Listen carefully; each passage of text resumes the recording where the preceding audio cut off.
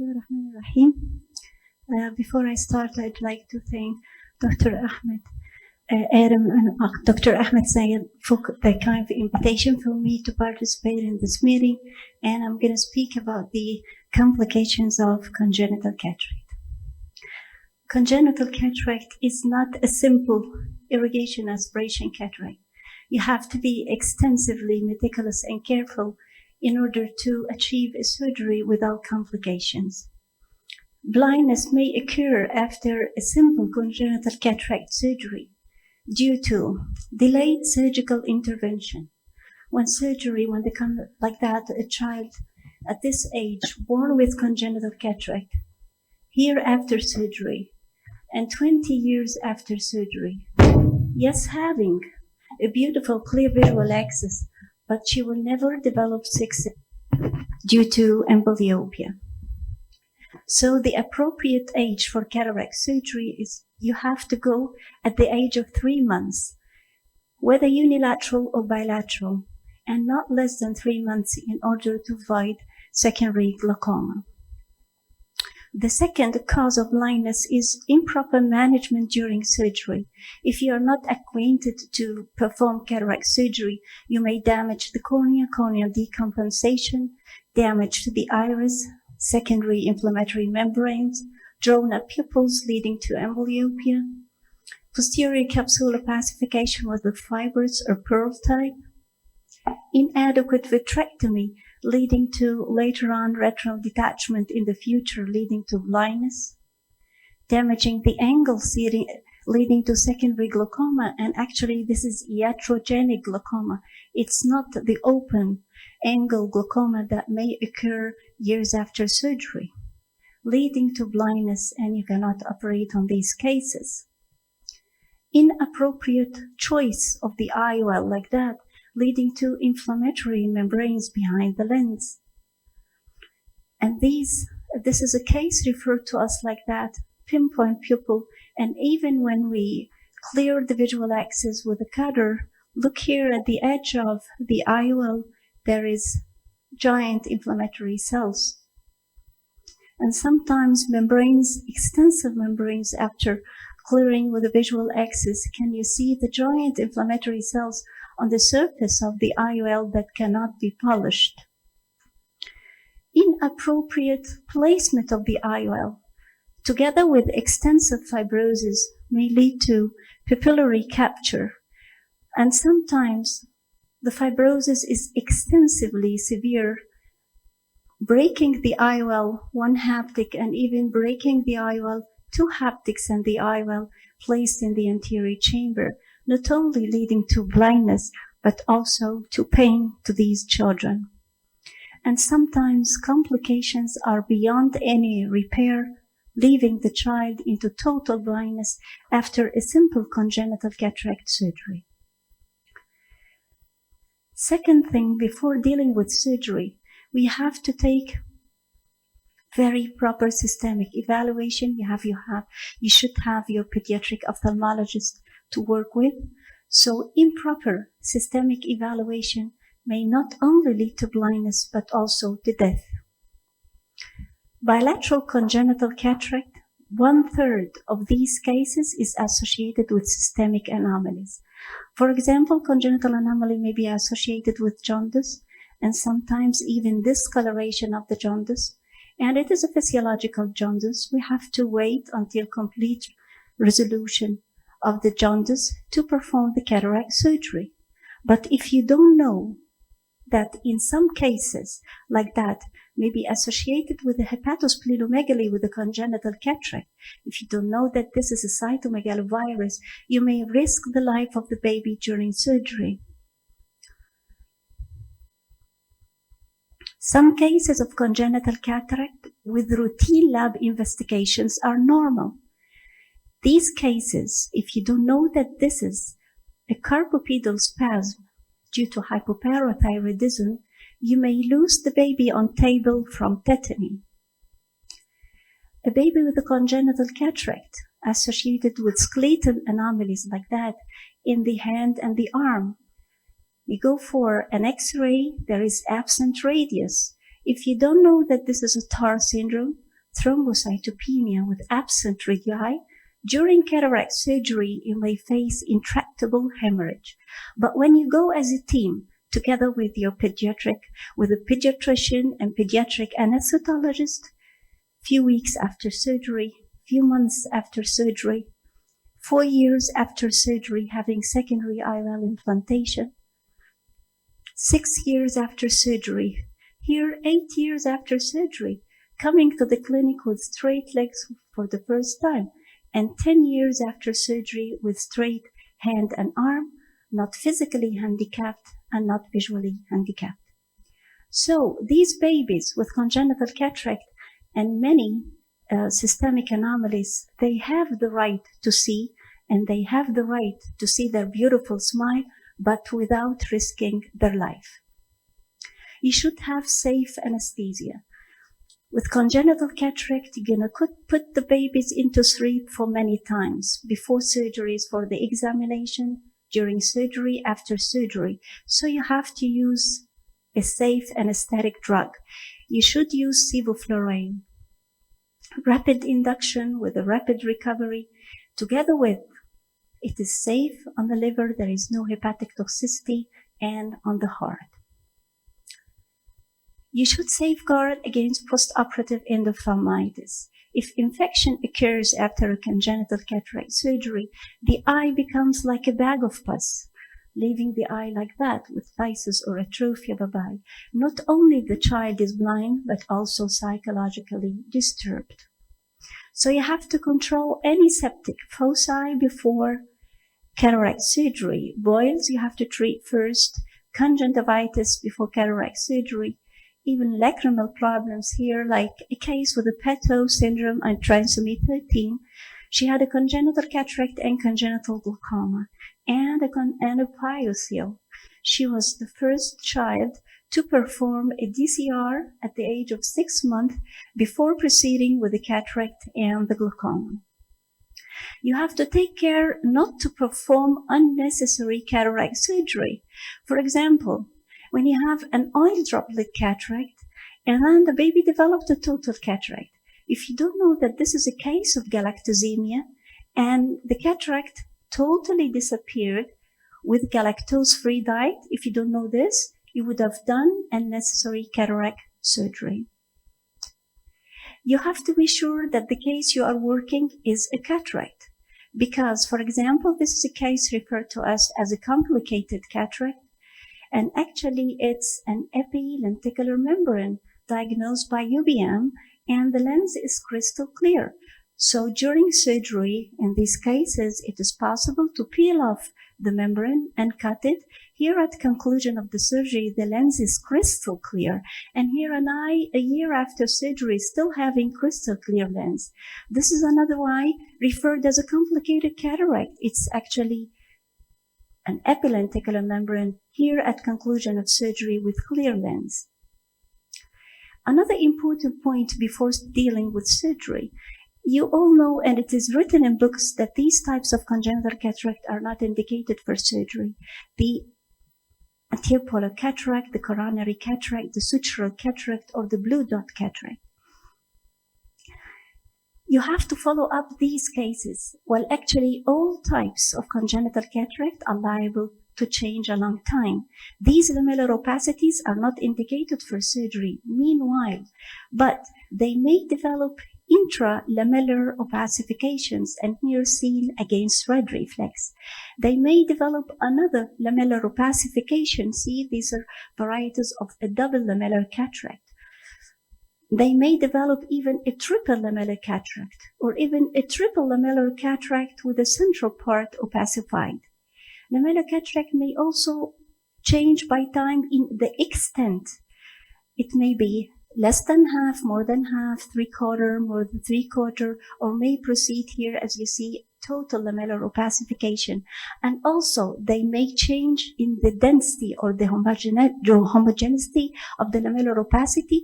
It may increase to total lamellar opacification. It may lead to calcification or may develop another cortical opacity. Here may develop a total opacification. It was a lamellar and then change to total. You see here the lamellar opacity inside the total opacity, or it may change into intumescent cataract.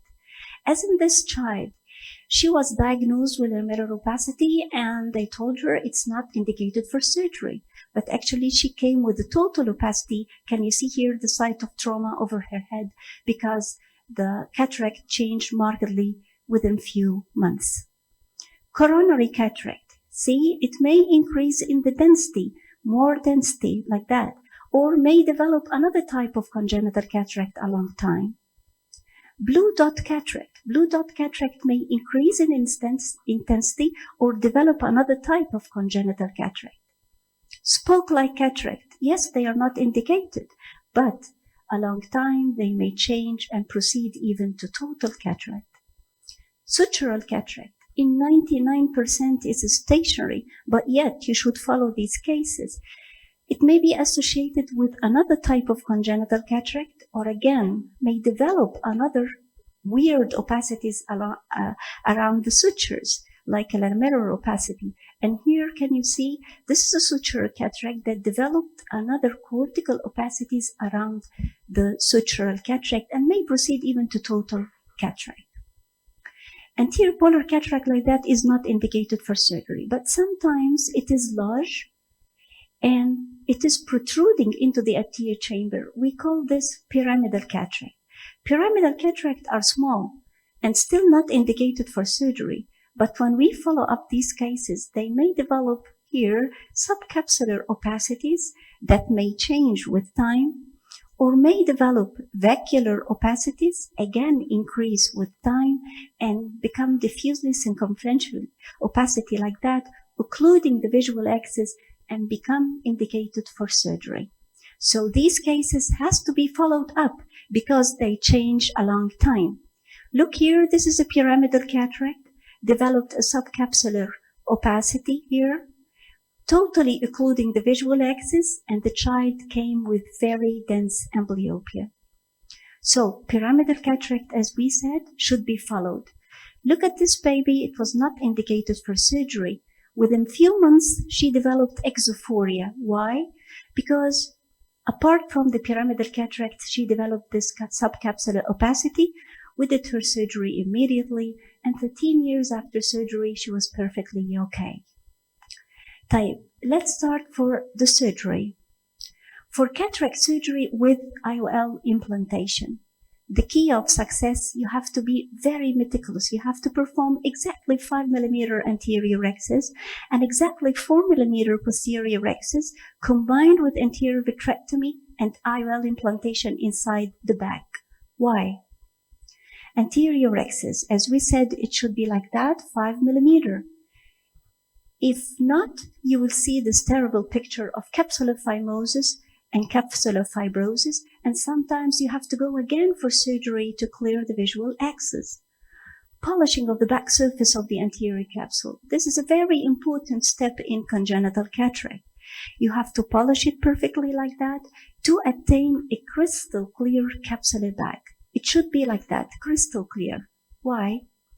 Years after surgery, despite this is a beautiful surgery, lens epithelial cells may grow over the anterior surface of the IOL and sometimes may grow over the anterior and posterior surface of the IOL, despite having anterior and posterior rexus. So we have to polish the anterior capsule. We have to go for secondary surgical intervention in order to clear the visual axis. Posterior capsular rexus and anterior vitrectomy. We have to go for exactly 4 millimeter posterior rexus combined with anterior vitrectomy. Why? Leaving the posterior capsule intact, posterior capsule opacification will occur in 100% of eyes. Whereas when you perform posterior rexus anterior vitrectomy, despite having extensive pearls, you're going to have clear visual axis. Also, YAG laser capsulotomy, sometimes it is difficult to perform in children and may be associated with complications as IOL pitting, IOL cracks, and sometimes IOL cracks are so dense like that, necessitating IOL exchange. Here, somebody did her YAG laser, and he totally destroyed the intraocular lens. In some cases like that, this is a case referred to us with a secondary cataract. Even after clearing the visual axis with a cutter, look at conclusion of surgery, the eye is totally, the lens is totally damaged by YAG laser capsulotomy. And this is a PMMA IOL, and there is dense fibrosis. It cannot be explanted easily and exchanged. And this eye will be densely amblyopic forever. And sometimes, of course, when we have a posterior capsule opacification like that, we have to go for surgery. This is inappropriate surgery. Inappropriate IOL, no polishing of the anterior capsule, the posterior capsule is left intact, so we have to go underneath the IOL, polish the pearls like that, and then eat up the posterior capsule to clear the visual axis. And here, a few months after clearing the visual axis, but the eye is amblyopic. This is another eye with dense capsular phimosis, and here after clearing the visual axis. IOL implantation. Injection of the viscoelastic inside the capsular bag, and then we inject either a single piece inside the capsular bag between the two rexes, or a multi-piece intraocular lens in between the two rexes. So let's see some complications. This is a case referred to us. أول حاجة إيه الغلط اللي موجود؟ The surgeon did anterior capsulorhexis. He left the posterior capsule intact. That's why posterior capsule opacification occurred. And another problem, he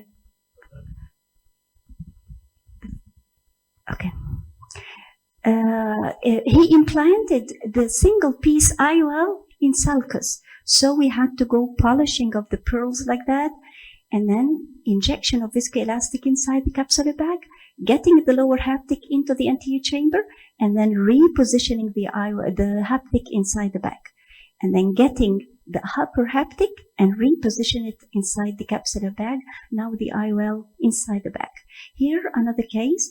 This is inappropriate cataract surgery and IOL, and here clearing the visual axis and placement, centralizing the IOL. In these cases, never perform anterior chamber intraocular lens in children. Why? Few months after surgery, you're going to have fibrosis will occur. You're going to have a capsular support where you can implant secondary IOL in sulcus.